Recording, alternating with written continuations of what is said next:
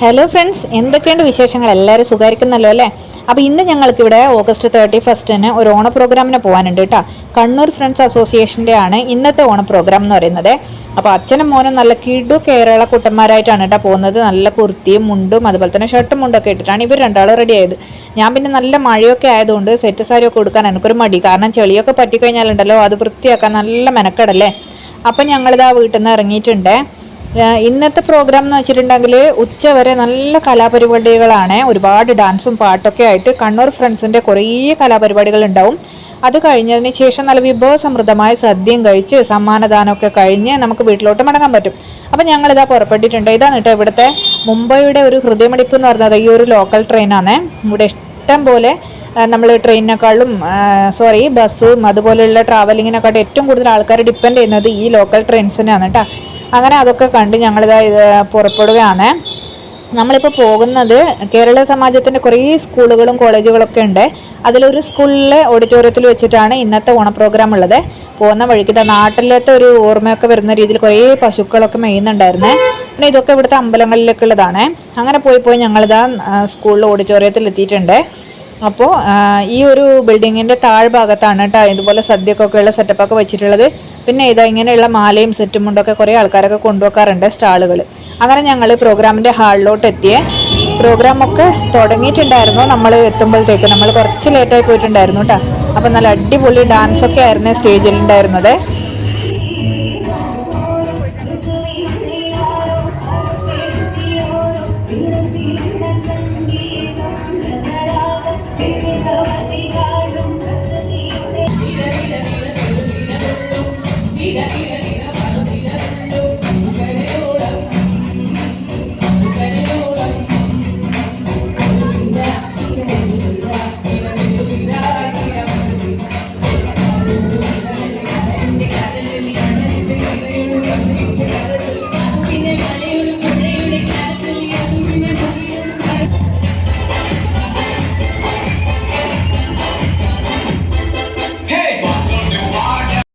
Operation സിന്ദൂറിൻ്റെ ഒരു പ്രാധാന്യവും അതിൻ്റെ മഹത്വമൊക്കെ വിളിച്ചു പറയുന്ന ഒരു ടാബ്ലോ ആയിരുന്നു കേട്ടോ അടുത്തതുണ്ടായിരുന്നത്.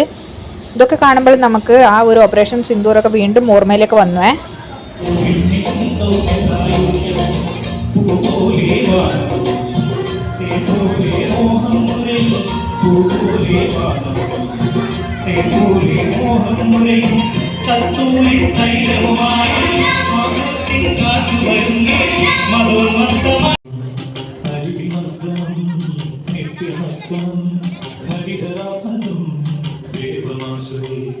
ശരണമയ്യപ്പ സ്വാമി ശരണമയ്യപ്പ ശരണമയ്യപ്പ സ്വാമി ശരണമയ്യപ്പ ശരണകീർത്തനം ചിത്തമാനസം ഭരണലോലം ഭക്തനാലസം അരുണഭാസുരം ഭൂതനായകം ഹരിഹരാപദം ദേവമാശ്രയേ ശരണമയ്യപ്പ സ്വാമി ശരണമയ്യപ്പ ശരണമയ്യപ്പ സ്വാമി ശരണമയ്യപ്പ പ്രണയ സത്യതം പ്രാണനായകം പ്രണതൽപരം സുപ്രകാശിതം പ്രണവമന്ദിരം കീർത്തനപ്രിയം ഹരിഹരാപദം ദേവമാശ്രയേ ശരണമയ്യപ്പ സ്വാമി ശരണമയ്യപ്പ ശരണമയ്യപ്പ സ്വാമി ശരണമയ്യപ്പ ഉലകവാദം സുന്ദരാനം വരകരായുധം ദേവവന്ദിതം മുരുകപാകരം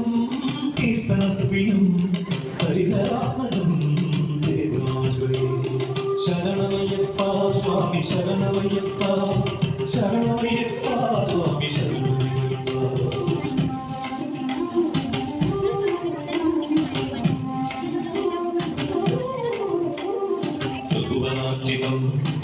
വേദാത്മകം ഹൃദയനമ്പകം ദിവ്യദേശികം കലശപൂജിതം ചന്ദിരപ്പദം ഹരിഹരാത്മകം ദേവാശ്രയേ ഭവഭയാവഹം ബാഹുഭാവകം ഭുവനമോദനം ഭൂതിഭൂഷണം ധവളവാഹനം ദിവ്യവാഹനം ഹരിഹരാത്മകം ദേവാശ്രയേ കളമസ്മിതം സുന്ദരാനം കളതകോമണം ഗാത്രമോദനം കളത സർവകേസരി വാജിവാഹനം ഹരിഹരാത്മകം ദേവാശ്രയം സുഖജനപ്രിയം ചിന്തിരപ്രദം ശ്രുതിവിഭൂഷണം സാധുജീവനം ശ്രുതിമനോ